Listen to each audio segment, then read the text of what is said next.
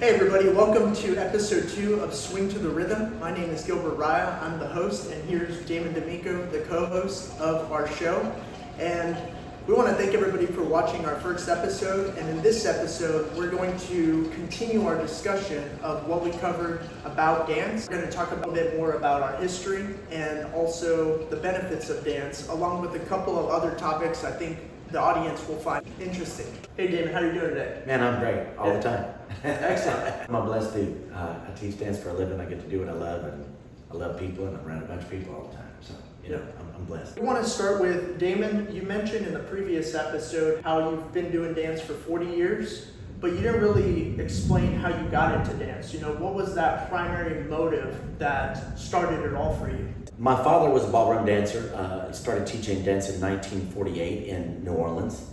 I did not grow up with my dad. My mom and dad split when I was very young, but I knew that my father was a dancer my whole life. We moved to Little Rock, Arkansas when I was in second grade, and I got into dance. And by junior high school, I started breakdancing. Breakdance was really popular in my junior high and my high school, and I found it very interesting. I had a knack for it, so I got really heavily into breakdance, did some dance battles, and had a whole lot of fun with it. And I didn't ever think of it then as like, oh, I'm going to be a dancer in my life. It was just something that I enjoyed. Went to all my school dances, always went there and danced and cut up and was quite a show off, which I don't know what happened. I'm not much of a show off anymore. But my focus has changed. And when I was 15, I was working at a grocery store, and I saw an ad in the paper for a dance studio that opened up in Little Rock. And I was like, you gotta be kidding me. I can get paid to dance. I love to dance. Again, I knew my father was a dancer. Sure. I answered the ad for a training class, went over to the training class. There was about 5 of us in the room. And at the end of the training class, they asked me to stick around. And I did. And they said, we would like you to come to work for us. And so it was that quick. They were like, this dude loves it, he can dance. And so I started teaching at a ballroom dance studio at 15 years old, just before my 16th birthday. Wow. And started getting some training in ballroom, and did that for a couple of years. Mm-hmm. At 17 years old, I moved to New Orleans to live with my dad for a short time. I finished high school there. My father was teaching ballroom dances at the University of New Orleans, and I went over and started helping him teach those classes. Wow. So as a senior in high school, I was teaching social ballroom dance classes at the University of New Orleans. At that time, country music exploded. So country dance was like super duper on the rise during that time. And in New Orleans, those of you that know anything about New Orleans, if you're tall enough to see over the bar, they would let you in at that time. So before my 18th birthday, I was basically sneaking into a little country bar called Denim Diamonds. And I was dancing there every time the doors were open. I was like, this is phenomenal. So I took what I learned in ballroom to the country floor, and I was watching those people dance country, and I was like, oh man, I can do better. Not to say anything bad about it, just that it was like I'd been training in dance at the time. And I wasn't there very long, and the manager came up to me and said, hey, been watching you dance. We're looking for a dance instructor on Wednesday nights, and would you like to have that job? And I said, absolutely. So just before my 18th birthday, I became the dance instructor at Denim Diamonds in New Orleans, and later became entertainment director for that same company. And by 18, 19 years old, I was traveling to different parts of the country to help them open new country bars, programming music, and training dance instructors to teach in the methods that I was using to teach social dancing at country bars. Now, I continued to do training in ballroom because I still had a passion for those dances, but a lot of it crossed over the country. And then it wasn't until about 1993, I believe, something like that, when I realized that there was a country dance circuit, because I was living in my own little pond and had no idea. And that's when I started competing on the UCWDC circuit with my, now ex-wife and great friend, Lisa D'Amico Peltier. And we started competing in '93, and the rest is history. There's a lot to unpack there, and it has a very rich history of not just yourself, but also within your family. You mentioned your father was a ballroom instructor starting out in the 50s, around that time. Yeah. That's one of the things that we didn't so much mention in the first episode, but we do notice a lot of families, siblings, and people that there's a generational aspect to dance, the legacy of dance in their family.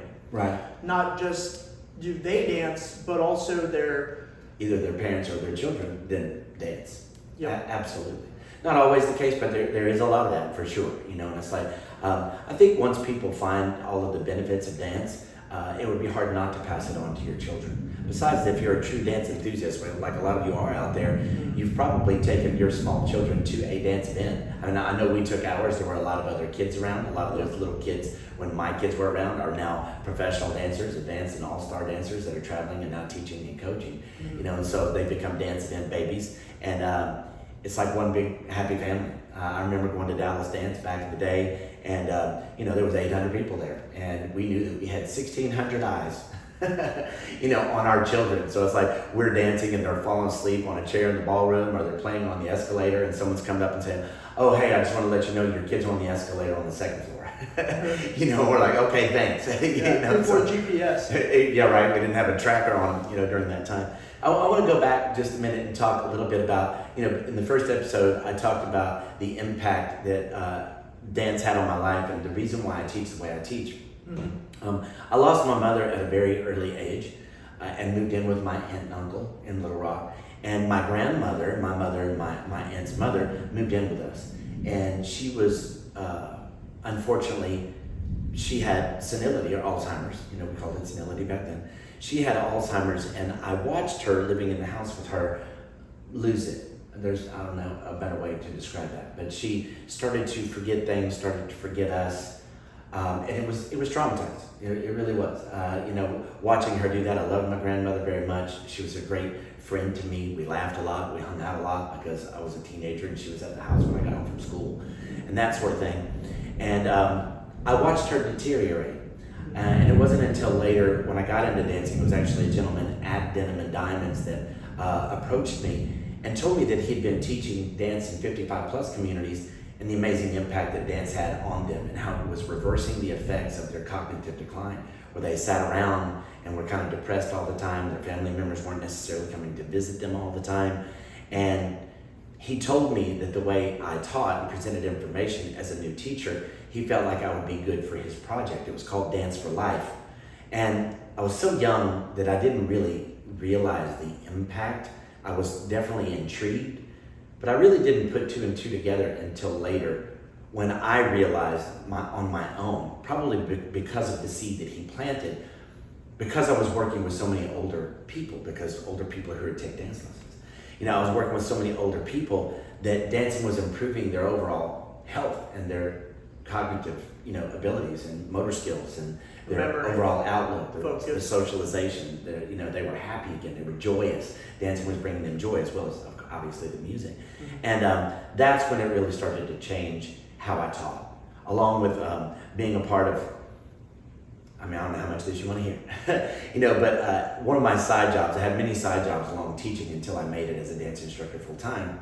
A friend of mine turned me on to Travelers Insurance. This is not a plug for Travelers Insurance, but it was all about sales. And they had this Power Tools Club. And I remember there was this guy named Bill Whittle. I looked him up recently and I see his stuff online. I'm like, man, this dude's still around. But it was called Power Tools. It was on cassette tape. That's how old I am. And they sent us a new cassette tape every week of motivational speakers talking about people, the brain, sales, how they work. It was all motivational. Every bit of it was motivational. This was well before Tony Robbins or anything like that. And I started listening to those Power Tools tapes in the car. That's all I listened to. I stopped listening to music in the car. I was always listening to music at home and in the studio. Sure. And all I was listening to was these motivational tapes. And along with the part with the cognitive decline and the impact that it was having on the older dancers, and then learning the tools of the motivational speaking, it changed the way I taught forever. And I've just continued to hone those skills over time. And that's my approach to teaching dance. Damon, based on what you're sharing with me just now, I understand why you had that drive for entrepreneurship, because it sounds like you had a combination of not only dance knowledge, a basis for dance, you also had a desire to learn about dance, teach and help others about dance, and you also ran across this sales program that you mentioned with Travelers, correct? Right, yeah. Yeah, so that sounds like the combination of all of those and the opportunities that were presented to yourself. The dance scene in New Orleans and in Little Rock lended itself to the establishment and growth of your business. Yeah, oh, absolutely. And again, I wasn't aware in the beginning that that's what altered my path, but then later when I realized, oh, that's why I'm so passionate about this, because it hit me after. It didn't hit me before, it hit me after, and I was like, oh, no wonder I'm drawn to, people really connecting their brain to their body instead of just doing it, because I'd been to a lot of dance classes, and not to take anything away from those people, I just became a different teacher, because I wasn't just about selling a move. Suddenly I was like, as I mentioned in the book, I talk about there being no such thing as muscle memory, because people would go in and they would practice something like 30, 40 times, and then they were still doing it wrong, and it was like, and they would get frustrated, and I'm like, well, you're not really connecting your brain to your body, right there. I was like, what happens if you really have this intense focus and you really try to connect your brain to your body? Can you do that with intention this time? Can you be present in that moment? And they were like, okay, let me try to do that. And suddenly they did it right. Oh, I did it right. And then, okay, they go to do it again, and they didn't do it right. It's like, well, it worked well when you connected your brain to the body, but it didn't work well when you faked it, because the message was leaving the brain, but not necessarily making it all the way to the foot. So, and then when they started to do it with more intention all the time, then they started to solidify the pathway. It wasn't muscle memory, it was that the pathway was then stronger, that neural pathway was stronger, and they were deliberately using it instead of living off the vapors and not being happy with the outcome. And then that's what I realized was the ticket. That was the secret sauce, that combination of the chemicals in the brain. It was like, oh, now we're getting somewhere. That's what makes it special. And all of the dances do that when you dance with intention, but none of them quite like West Coast Swing. So while we mentioned the other dances and dancing with intention and all of those things, West Coast Swing is just so uniquely different because of the hyper musicality, and also because it gives the lady more opportunity to do what she wants in the dance, so it's more of a conversation. And now we're playing off of each other than the other dance styles, where the other dance styles are a little bit more leader, follower driven, where the leader's giving the information, the follower's just following and adding a little bit of style here and there. But West Coast Swing lends itself to that freedom where they're actually playing more off of one another. It's more of a conversation. And that added element adds something to the brain to body connection that some of the other dances don't offer. That increased creativity. Exactly, yeah, just adding more building blocks. It's like, oh, we have this many things we're keeping track of in these dances, and then suddenly it's like, whoa, we added like twice the amount of stuff we're keeping track of in West Coast Swing in particular.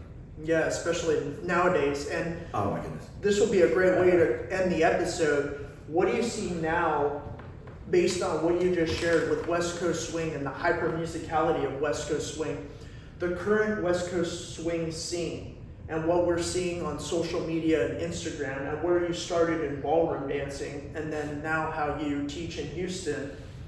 What catches your attention about modern swing, aka West Coast Swing? Well, first I would say for everybody watching out there, West Coast Swing and modern swing are the same thing, and I'm sure that there's plenty of people out there that would want to argue that point. There would be no such thing as modern swing, and if you're not aware, a lot of the higher level couples out there and a lot of people in the West Coast Swing world have been doing hashtags using modern swing and associating with West Coast Swing as it is the more modern version of West Coast Swing, which I agree with that. The honest truth is, I never felt like West Coast Swing was a good name for the dance that we're doing. It probably should have been changed a long time ago. If you stop at a gas station and ask somebody what is West Coast Swing, they don't know the answer. If you say Lindy Hop, sure, they know the answer, because in their mind they're like, isn't that big band thing from the Gap commercial? Or even if you said cha-cha, or if you said waltz, or whatever, people have a picture in their mind's eye of what those dances might be. Two-step, salsa, whatever. But when you say West Coast Swing, unless you're a West Coast Swing person or you're already involved in dance, nobody knew what that meant, right? And so when you say West Coast Swing, oftentimes the non-dancer would think, oh, that's the same thing as East Coast Swing, or that must be similar to Lindy Hop, when they're really, really different animals. So I am happy that maybe we're going to get to another name for the dance, but I want to be clear that modern swing is basically a really high-level musicality West Coast Swing. And we hope that the people that are doing modern swing go through West Coast Swing to get there, because it is still the foundation of the dance. And modern swing, I would say, is more higher level dancers having the creative license to do more of what they want in higher level divisions, Whereas in the newcomer, novice, intermediate division, I would hope that the judging was really more geared towards, hey, do these people have quality of movement? Do they understand what they're doing on each element? It's a walk, walk, triple step basic for the 6 count. It's a walk, walk, triple step, triple step for the 8 count. And everything comes from there because that's where modern swing came from. Modern swing didn't come out of its own.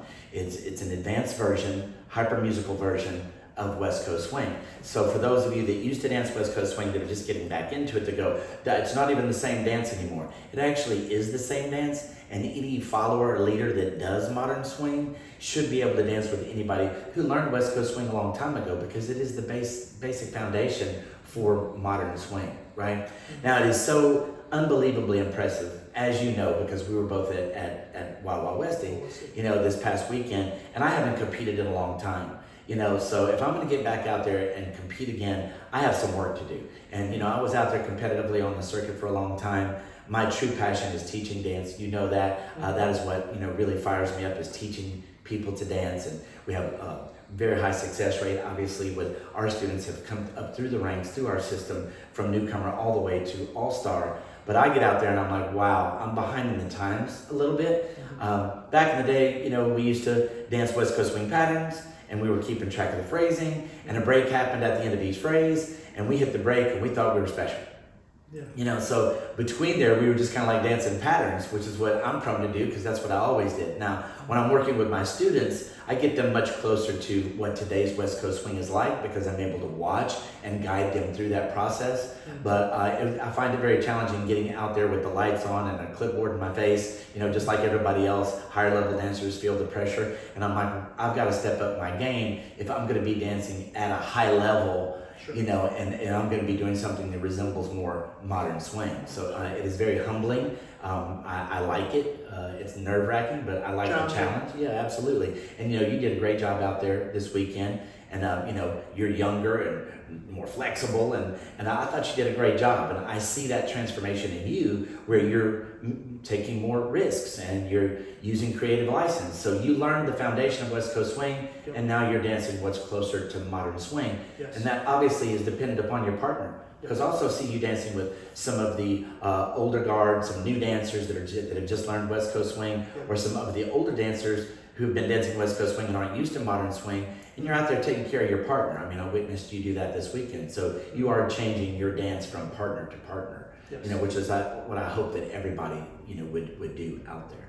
Yep. I do think it's important to mention that I hope that the judges are out there making sure that people have their foundation. We are seeing people try to skip over West Coast swing and go straight to modern swing, and the quality of movement really isn't there. They don't use their feet and legs, very well, but they're being rewarded for being hyper musical, but that's really just one aspect. It's a very large aspect, but that's really just one aspect of the dance. So I would hope that the event directors and the chief judge at these events would be telling the judges, hey, listen, this is what we're rewarding in newcomer. This is what we're rewarding in novice. This is what we're rewarding in intermediate until people reach that advanced level. And those 3 first ones that I mentioned, there should be a little bit of leeway, but do the people understand, the foundation of the dance? Are they dancing West Coast swing before graduating to what we're now calling, modern swing? Yeah, which is very interpretive and still rooted in the basics, but with a lot of variations. And like Damon said, a lot of musicality. Right. And I think, again, this is a great stopping point for this episode. Thank you, Damon, for sharing all of that. I think it's great, insightful comment as to the current state of West Coast swing dancing and dancing in general and what we're seeing in this environment. And I thank everybody for watching. Stay tuned. Yeah. And for future episodes. Thank you, Gilbert. Really, thank you for doing this with me and everything you've done for D'Amico Dance. And yeah, absolutely. Thank you.